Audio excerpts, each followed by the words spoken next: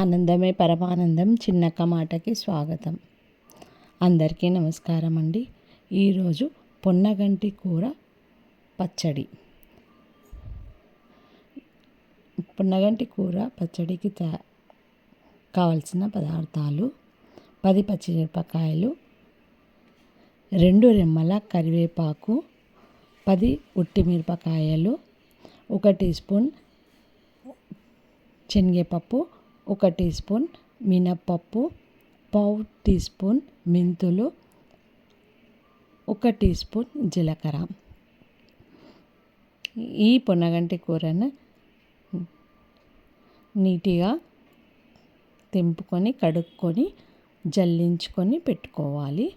Stove వెలిగించి కడాయి పెట్టుకొని 1 tea spoon oil వేసుకోవాలి. ఆయిల్ వేసుకున్న తర్వాత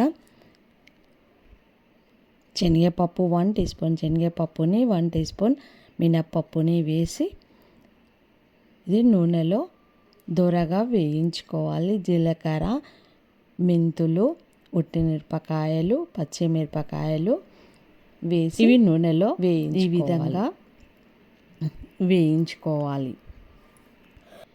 ఇలా వేగడం వల్లనే ఈ పచ్చడికి టేస్ట్ అనేది వస్తుంది.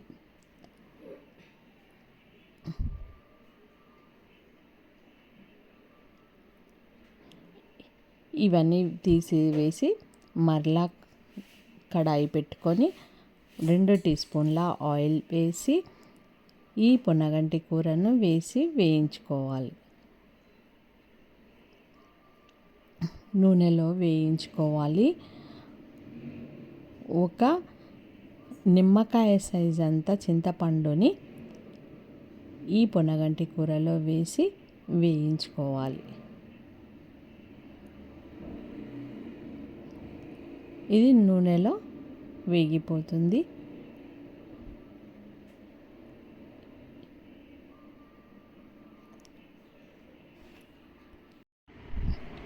పొన్నగంటి కూరలో విటమిన్ ఏ, సి, విటమిన్లు, B6, ఫైబర్ వంటి ఎన్నో ప్రోటీన్లు కలిసి ఉన్న ఈ ఆకుకూర.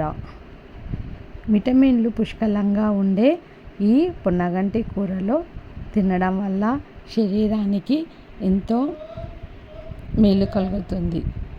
పొన్నగంటి కూర నందు ఆరోగ్యానికి మేలు చేసే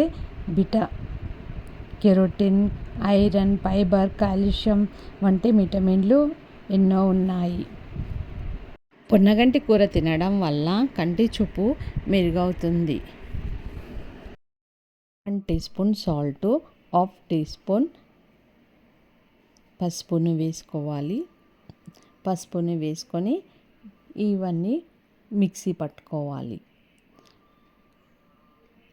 పట్టుకొని అందులో ఎల్లిపాయలను కూడా యాడ్ చేసుకోవాలి. ఒక 10 ఎల్లిపాయలను యాడ్ చేసుకొని గ్రైండ్ చేసుకోవాలి. గ్రైండ్ చేసుకున్న తర్వాత తాలింపు పెట్టుకోవాలి. ఉట్టిమిరపకాయలు, జీలకర్ర, ఆవాలు వేసి తాలింపు పెట్టుకోవాలి. అన్నంలోకి సైడ్ డిష్గా సూపర్ ఉంటుంది.